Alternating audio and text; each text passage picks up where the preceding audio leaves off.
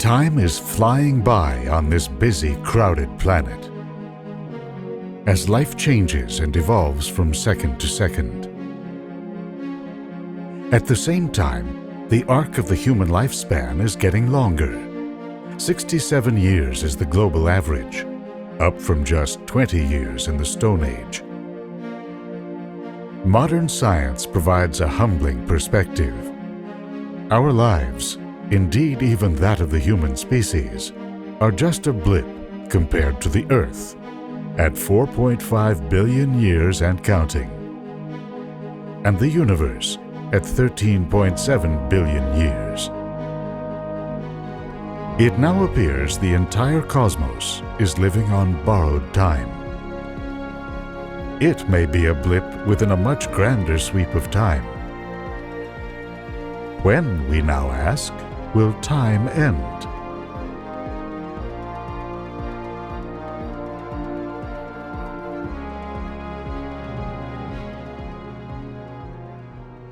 Our lives are governed by cycles of waking and sleeping, the seasons, birth and death. Understanding time in cyclical terms connects us to the natural world, but it does not answer the questions of science. What explains Earth's past, its geological eras and its ancient creatures? And where did our world come from? How and when will it end? In the revolutions spawned by Copernicus and Darwin, we began to see time as an arrow in a universe that's always changing. The 19th century physicist Ludwig Boltzmann found a law he believed governed the flight of time's arrow. Entropy, based on the second law of thermodynamics, holds that states of disorder tend to increase. From neat, orderly starting points, the elements, living things, the Earth, the Sun, the galaxy, are all headed eventually to states of high entropy or disorder. Nature fights this inevitable disintegration by constantly reassembling matter and energy into lower states of entropy in cycles of death and rebirth. Will entropy someday win the battle and put the brakes on time's arrow? Or will time stubbornly keep moving forward? We are observers and pawns in this cosmic conflict. We seek mastery of time's workings, even as the clock ticks down to our own certain end. Our windows into the nature of time are the mechanisms we use to chart and measure a changing universe, from the mechanical clocks of old to the decay of radioactive elements, or telescopes that measure the speed of distant objects. Our lives move in sync with the 24-hour day, the time it takes the Earth to rotate once. Well, it's actually 23 hours, 56 minutes, and 4.1 seconds, if you're judging by the stars, not the sun. Earth got its spin at the time of its birth, from the bombardment of rocks and dust that formed it. But it's gradually losing it to drag from the moon's gravity. That's why, in the time of the dinosaurs, a year was 370 days, and why we have to add a leap second to our clocks about every 18 months. In a few 100 million years, we'll gain a whole hour. The day-night cycle is so reliable that it has come to regulate our internal chemistry. The fading rays of the sun, picked up by our retinas, set our so-called circadian rhythms in motion. That's when our brains begin to secrete melatonin, a hormone that tells our bodies to get ready for sleep.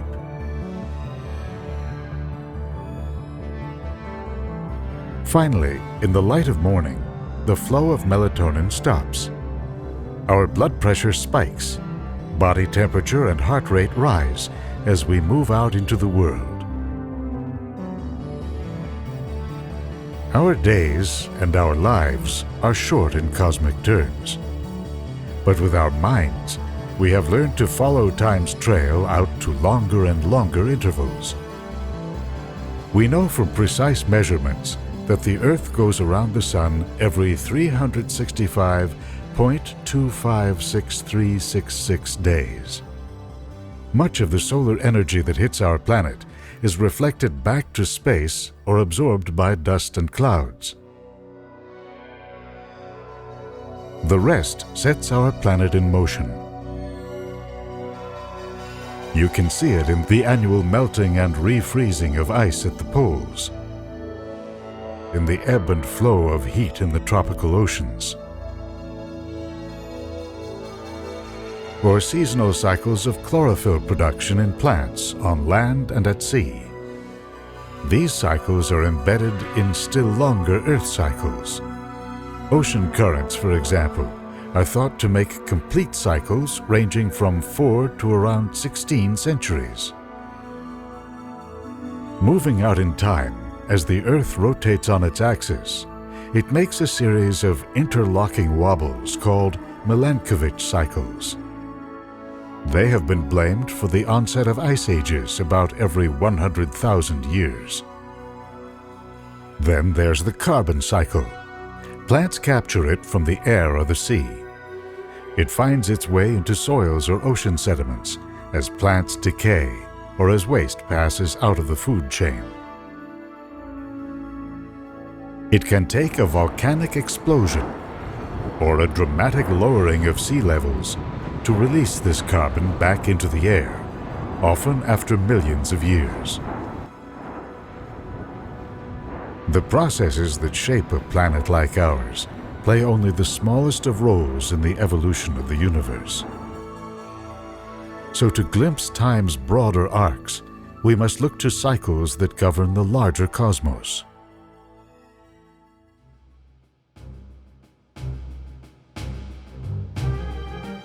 The reigning theory is that the universe began in a sudden expansion of space, the Big Bang.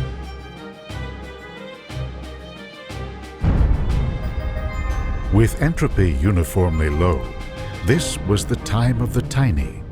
Subatomic particles like quarks and leptons stirred into a hot soup.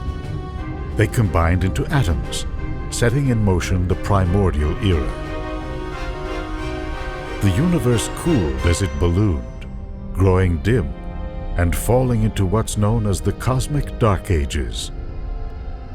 After several 100 million years, larger clumps of matter had drawn together. These isolated pockets of gas became dense enough to heat up and ignite. So began the era of stars.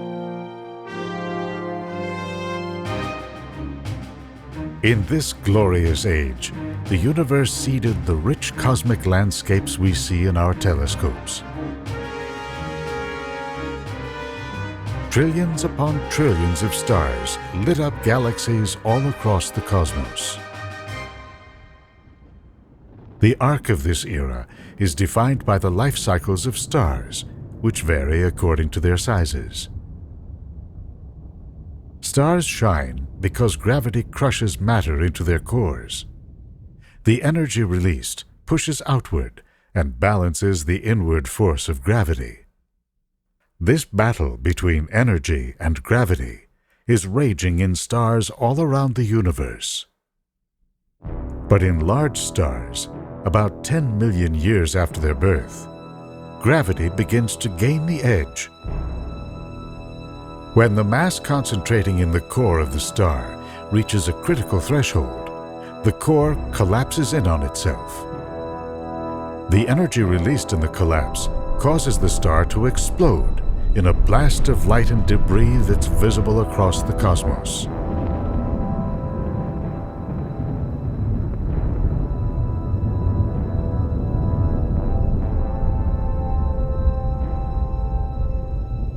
In the wake of this supernova, shock waves can cause nearby clouds of dust and gas to collapse and ignite to form generations of smaller stars like our Sun. A byproduct of star formation, solar systems form in the collapse of the surrounding solar nebula. The life cycle of planets, especially those in close, is tied to that of their parent stars. As stars like our Sun age, they grow hotter and more luminous. Billions of years from now, that will spell the beginning of the end for our home planet. As raging solar winds begin to blast away at our atmosphere, surface water will gradually disappear, rendering Earth uninhabitable. Finally, the Sun will begin to swell, growing so large that it actually envelops the Earth. Friction with the Sun's outer edges will cause this once blue world to gradually spiral inward. Unless they are large enough to go supernova, most stars end their lives in more of a whimper than a bang, as shown in this gallery of dying stars captured by the Hubble Space Telescope. In time, solar winds push their outer layers so far out, they blossom in spectacular displays. That's just what happened about 12,000 years ago to the star that spawned the famed Helix Nebula. On the inside, spokes of denser gas stubbornly resist the star's relentless winds. The star itself is now a dim, cooling remnant called a white dwarf. It's the size of Earth, but about 200,000 times more dense. This is likely what's in store for our Sun. A distant civilization may scan it for planets, but by then they won't see Earth. This battle between energy and gravity repeats in every corner of a galaxy like ours, with gravity drawing gas clouds into stars, and stars burning themselves out on a variety of timescales. In time, though, as the mass of the galaxy collects in successive generations of small stars, it will grow dimmer and dimmer. Some galaxies will see a temporary rebirth if their mass gets stirred up and combined with another. That's what's destined to happen to our Milky Way. At just about the time our Sun begins to swallow our planet, any remaining Earthlings will see the stars of the Andromeda Galaxy looming above the plane of our Milky Way. As shown in this simulation, the two are likely to tear each other apart. If it's a direct hit, the stars in both galaxies will gradually join together in a gigantic galactic puffball known as an elliptical galaxy.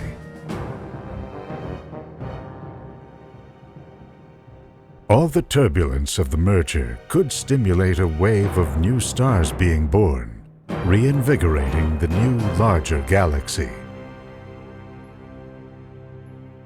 Dust-ups like this, in which galactic neighbors merge, will be common as the era of stars moves into its later stages.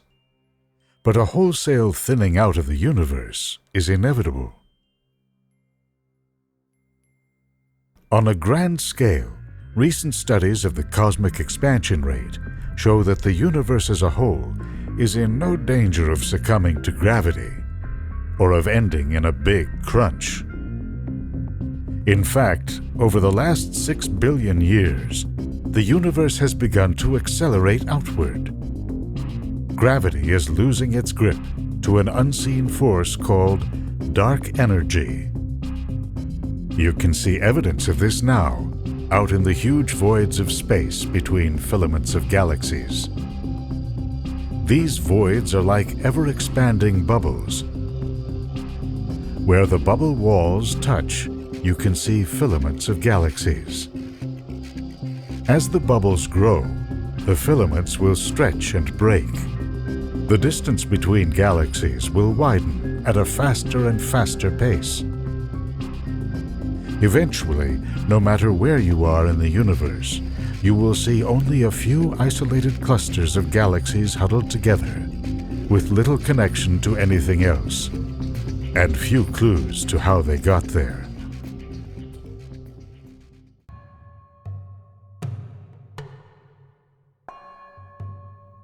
At more distant reaches of time, tens of billions of years from now, the sky will grow darker and darker as everything recedes away from everything else.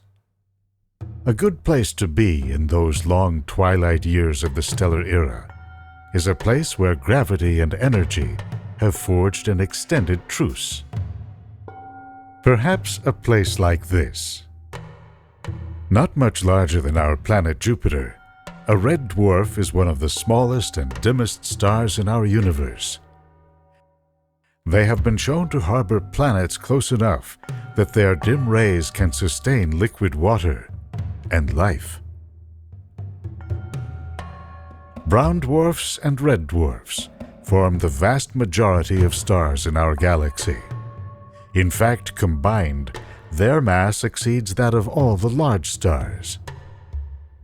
Because they burn so slowly, they'll be the final beacons of the majestic age of stars, an era that will extend out to 100 trillion years. Even as their host galaxies grow dim, another process will begin to transform these small outposts. Over time, chance encounters between objects will perturb their orbits, sending some toward the center of the galaxy and others out into the void. In this way, galaxies may gradually evaporate, with ever denser concentrations of matter accumulating in their cores. As that happens, the universe begins to take on a new character. Welcome to the degenerate era, in which the universe is populated by red and white dwarf stars steadily cooling, and by the charred remains of supernova explosions, neutron stars. Even though these dead stars have used up their nuclear fuels, they continue to produce small amounts of energy. They scoop up and annihilate dark matter particles that manage to stray into their grasp. Here is where cosmic evolution slows to a crawl. It's expected that protons, the building blocks of all atoms, will slowly degrade, turning into subatomic particles that then decay into photons. All the protons in existence date back to the early moments of the universe. Their eventual decay will mark the end of the degenerate era. Around a billion years after the Big Bang. That's a 1 followed by 40 zeros.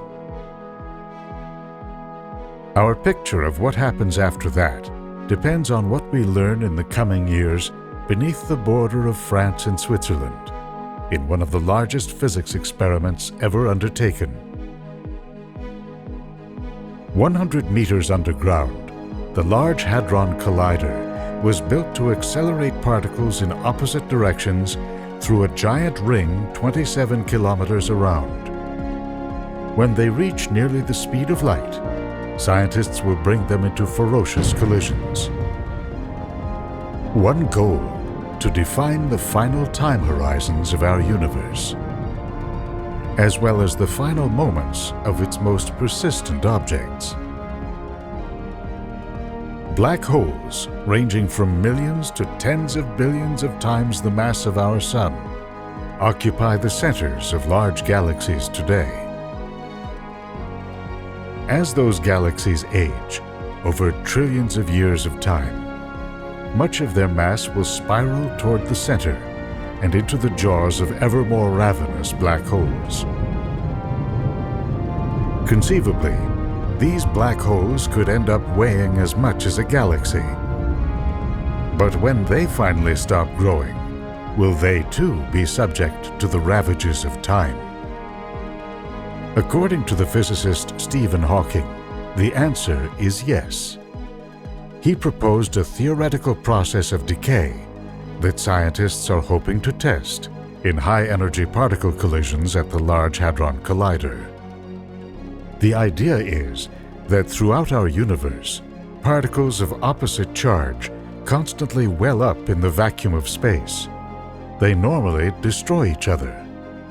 But when this happens at the event horizon of a black hole, one particle can be pulled in while the other escapes. That has the effect of slowly siphoning energy and mass from the whole.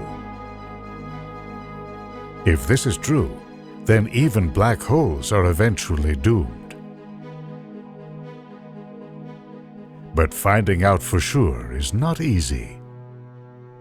Creating a micro-black hole, it seems, will take more energy than any Earth-bound collider can pack. That is, unless there's more to nature and to gravity than we've thought. The key lies in whether the universe we know is part of a more complex cosmic reality beyond the three spatial dimensions, plus time, that we experience in our everyday lives. We may be like an insect living on the two-dimensional surface of a pond, unaware of the deep and complex reality below it. It may be possible that an unseen extra dimension could intersect our world on an extremely tiny scale. According to some scientists, when particles collide at very high energies, the additional gravity needed to create a micro-black hole could come from the extra dimension. They'll know a black hole is there when they see the shower of particles predicted by Hawking's theory. Its presence will open a brief window to a deeper cosmic reality, while shedding light on the ultimate future of our universe. Based on Hawking's theory, a black hole observed today will take its last gasp when the clock strikes 10 to the 100th years from now, a number known as a googol. That's the end of the universe as we know it. But look beyond that to say 10 to the googol, a googolplex years. If you wrote all the zeros in that number in tiny one-point font, it would stretch beyond the observable universe. Will the great arrow of time have come to rest by then? Not if modern theories are correct. They hold that our universe is part of a much larger cosmic cycle of birth and death, with whole new universes coming into being in the space beyond our own. The time horizons of our universe may well be a blip in this grander scheme of things. Back to Earth now. We are products of the great era of stars and witnesses to its great spectacles of gravity and energy. No doubt there are other beings somewhere out there who are attempting to comprehend the universe. They too may invent the idea of time and develop their own theories on where it's all leading. Their discoveries and ours will not survive the entropy at work in the universe, as we all go the way of the stars, and as our universe gives way to grand new eras in the life of the cosmos.